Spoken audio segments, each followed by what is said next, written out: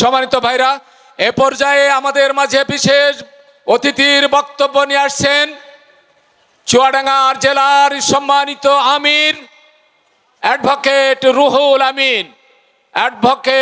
রুহুল আমিন ভাইকে তার মূল্যবান বক্তব্য রাখার জন্য আমি সবিনয় অনুরোধ করছি। আসসালামু আলাইকুম ওয়া রাহমাতুল্লাহি ওয়া বারাকাতুহু। আউযু বিল্লাহি মিনাশ শাইতানির রাজীম। বিসমিল্লাহির রহমানির রহিম। বাংলাদেশ জামাত ইসলামী মেহেরপুর জেলা শাখা কর্তৃক আয়োজিত আজকের এই কর্মী সম্মেলনের সম্মানিত সভাপতি, বাংলাদেশ জামাত ইসলামী মেহেরপুর জেলার সুযোগ্য জেলা আমির, কেন্দ্রীয় মজলিসের শূরার সদস্য জনাব মাওলানা তাজউদ্দিন খান, উপস্থিত আজকের অনুষ্ঠানের প্রধান অতিথি বাংলাদেশ জামাত ইসলামীর সেক্রেটারি জেনারেল সাবেক এমপি অধ্যাপক মিয়া গোলাম পরোয়ার, উপস্থিত সম্মানিত বিশেষ অতিথি কেন্দ্রীয় নির্বাহী পরিষদের অন্যতম সদস্য জনাব মোবারক হোসাইন, উপস্থিত যশোর কুষ্টিয়া অঞ্চলের সম্মানিত টিম সদস্য আমাদের শ্রদ্ধাভাজন নেতা ডক্টর আলমগীর বিশ্বাস, উপস্থিত বাংলাদেশ জামাত ইসলামী মেহেরপুর উপজেলার বিভিন্ন পর্যায়ের নেতৃবৃন্দ, জাতির জাগ্রত বিবেক, সাংবাদিক বন্ধুগণ, আইন শৃঙ্খলায় নিয়োজিত পুলিশ প্রশাসনের ভাইয়েরা, সম্মানিত কর্মী ভাইয়েরা, আল্লাহ তাআলার দরবারে শুকরিয়া আদায় করছি আলহামদুলিল্লাহ। রাসূলুল্লাহ সাল্লাল্লাহু আলাইহি সাল্লামের উপর দরুদ ও সালাম পেশ করে বলি সাল্লাল্লাহু আলাইহি সাল্লাম। আল্লাহ তাআলার কাছে আমরা শুকরিয়া আদায় করি, আল্লাহর কাছে আমরা দোয়া করি, আল্লাহ তুমি এই শহীদের রক্তে ভেজা মেহেরপুরের মাটিকে ইসলামী আন্দোলনের জন্য কবুল করে নাও। প্রিয় ভাই সব, বাংলাদেশ জামাত ইসলামী আজকে নতুন কোনো আবিষ্কৃত সংগঠনের নাম নয়। বাংলাদেশের আপামর জনগণের সাথে বাংলাদেশের 64,000 বর্গ কিলোমিটারে জুড়ে বাংলাদেশ জামাত ইসলামের নাম পরিচিত ছিল, আছে এবং থাকবে ইনশাআল্লাহ। আমরা খুব খেয়াল করে দেখলাম বাংলার রাজনীতিতে এই বাংলাদেশের মানুষকে নতুন বাংলার স্বপ্ন দেখিয়েছিল কিছু মানুষ।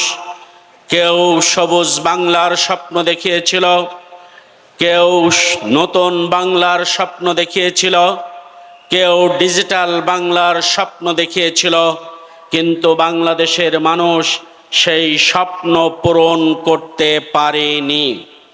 বাংলাদেশের মানুষ বারবার ধিক্কার খেয়েছে, বারবার আহত হয়েছে, তাদের স্বপ্ন ভেঙে গেছে।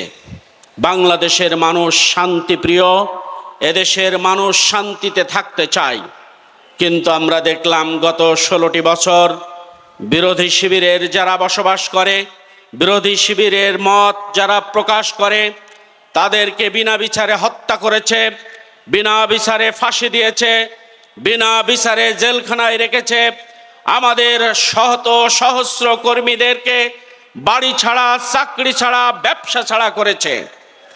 সর্বশেষ আমাদের নামটা বাংলার জমিন থেকে মুছে দেওয়ার পরিকল্পনা নিয়ে জামাত এবং ছাত্র শিবিরকে নিষিদ্ধ করেছিল। সম্মানিত ভাই সব, মাত্র কয়টা দিনের ব্যবধানে বাংলাদেশের মানুষ তাদেরকে নিষিদ্ধ করেছে বাংলাদেশের রাজনীতি থেকে চিরদিনের জন্য। আমরা সেদিন কি দেখেছিলাম? বাংলাদেশের মানুষ যখন আবু সাইদ হাতটা উঁচু করে দাঁড়িয়েছিল, তখন ভেবেছিল যেই ব্যক্তিটা অস্ত্র হাতে দাঁড়িয়ে আছে সে আমারই ভাই অথবা আমারই দেশের মানুষ। আমরা একটি দেশেই বসবাস করি, আমাদের সকলের স্বপ্ন এক, আমার বুকে হয়তো গুলি করবে না। যেদিন মুগ্ধ মানুষের কাছে পানি খাওয়াচ্ছিল, সেদিন মুগ্ধও ভেবেছিল পানি খাওয়ানোর অপরাধে আমার জীবন দিতে হবে না। যেদিন পিতার সাথে ছোট্ট সন্তানটি রাস্তা পার হচ্ছিল, সেও ভাবেনি আমাকে দুর্বৃত্তরা গুলি করে হত্যা করে মেরে ফেলবে। আমাদের দেশের পুলিশ প্রশাসন দিয়ে, র্যাব দিয়ে নিরীহ বিনা অস্ত্রের সাধারণ মানুষদের উপরে নির্বিচারে আকাশ থেকে যেভাবে গুলি করে সহস্র মানুষকে হত্যা করেছে, সেই দৃশ্য দেখে বাংলাদেশের মানুষ অবাক হয়ে গিয়েছিল। প্রিয় ভাইয়েরা, আমাদের অপরাধ কি ছিল? আমাদের অপরাধ তো ছিল আমরা বৈষম্য বিরোধী একটি স্লোগান দিয়েছিলাম। আমাদের অপরাধ কি ছিল?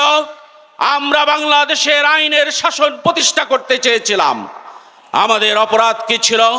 আমরা তো কোরআনের কথা মানুষের কাছে বলতে চেয়েছিলাম।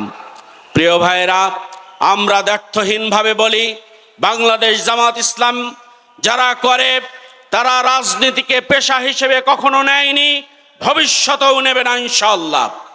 আমাদের একটা কর্মী রিক্সা চালাতে পারে, কোনো কর্মী ভ্যান চালাতে পারে, কোনো কর্মী মুয়াজ্জিনি করতে পারে, না ইনশাআল্লাহ। জামাত যদি রাষ্ট্র ক্ষমতায় আসে, এদেশের কোনো মানুষ আর বেকার থাকবে না ইনশাআল্লাহ।